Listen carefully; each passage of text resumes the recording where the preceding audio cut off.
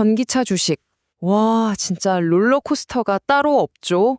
오늘 이 정신없는 시장 뒤에 숨겨진 진짜 동력이 뭔지 한번 제대로 파헤쳐 보려고 합니다. 자, 바로 시작해 볼까요? 분명히 전기차가 미래라고들 했잖아요. 근데 왜 갑자기 브레이크를 꽉 밟은 것처럼 보이는 걸까요? 지금 시장에 도대체 진짜 무슨 일이 벌어지고 있는지 그 답을 한번 같이 찾아가 보시죠. 자, 이 숫자 좀 보세요. 충격적이에요. 불과 2년 전만 해도 54%가 넘게 성장하던 게 올해 상반기엔 20%대로 그냥 뚝 떨어졌습니다. 거의 반토막이 난 거죠. 이게 바로 전문가들이 말하는 캐즘, 그러니까 일시적인 수요 절벽에 빠졌다는 아주 확실한 신호라고 할 수 있습니다.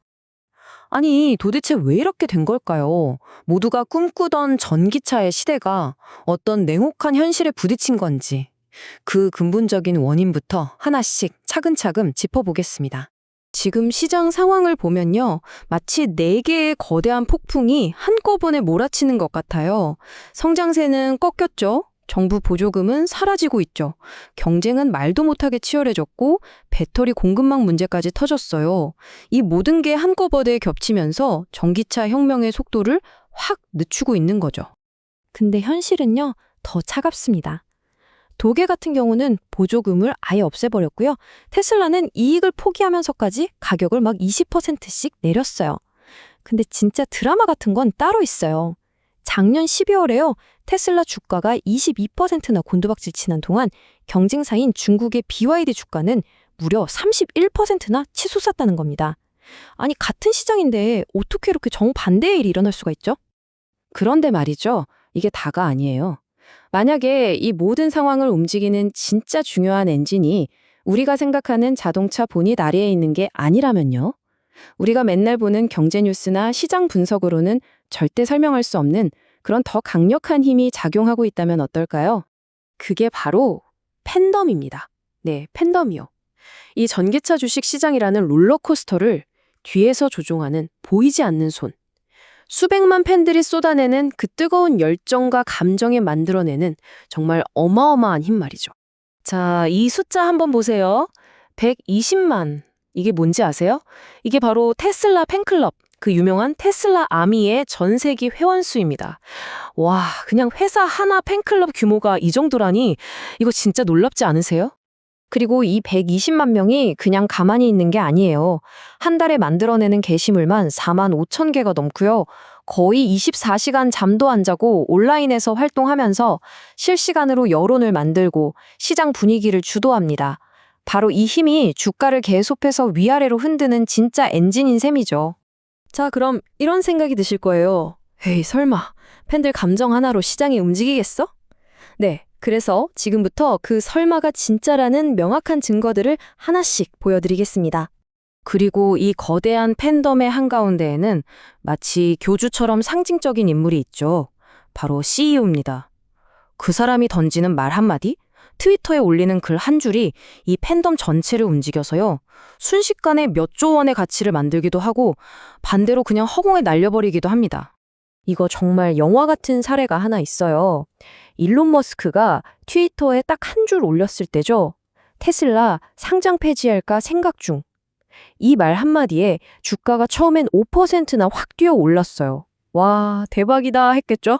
근데 불과 몇 시간 만에 상황이 180도 바뀌면서 7%나 폭락해버렸습니다. 이게 바로 감정이 만드는 예측 불가능한 롤러코스터 시장의 맨얼굴입니다. 결국 시장을 움직이는 건 딱 2가지. 아주 원초적인 감정이에요. 대박의 희망? 아니면 쪽박의 공포.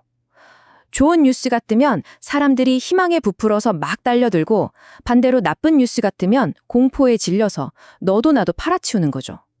시장은 이 두 감정에 정말 즉각적으로 아주 정직하게 반응합니다.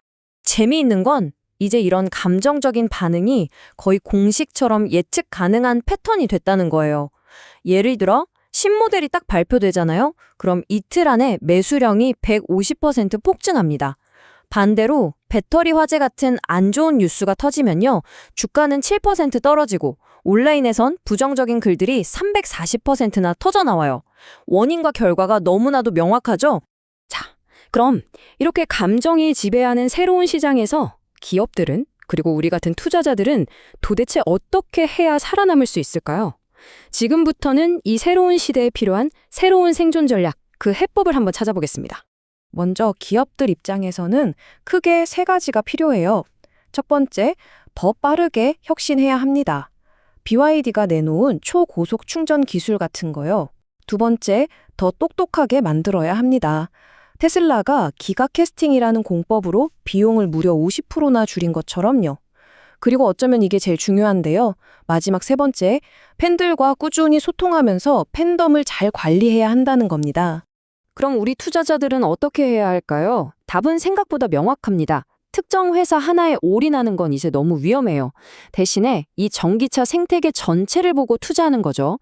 배터리 소재 회사에도 좀 투자하고 소프트웨어 회사에도, 그리고 충전소 같은 인프라에도요. 심지어 전기차로 변신하고 있는 전통적인 자동차 회사들까지. 이렇게 골고루 분산하는 게 이 살얼음판 같은 시장에서 살아남는 핵심 전략입니다.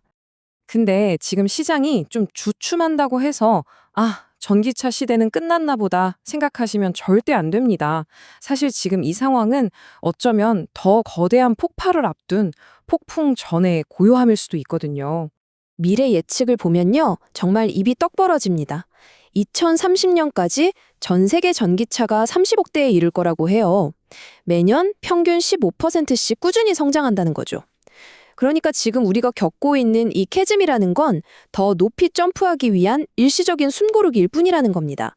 장기적으로 보면 미래는 여전히 엄청나게 밝다는 거죠. 그리고 이렇게 커질 미래 시장에서는요, 이 팬덤의 힘이 지금보다 비교도 안 될 만큼 더 중요해질 겁니다. 단순히 차를 잘 만드는 걸 넘어서 팬들의 마음을 얻고 그들의 심리를 이해하는 회사가 바로 미래 시장의 최종 승자가 될 거라는 얘기죠.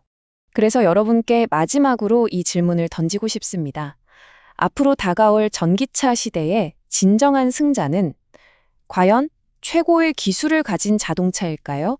아니면 최고의 스토리를 가진 자동차일까요?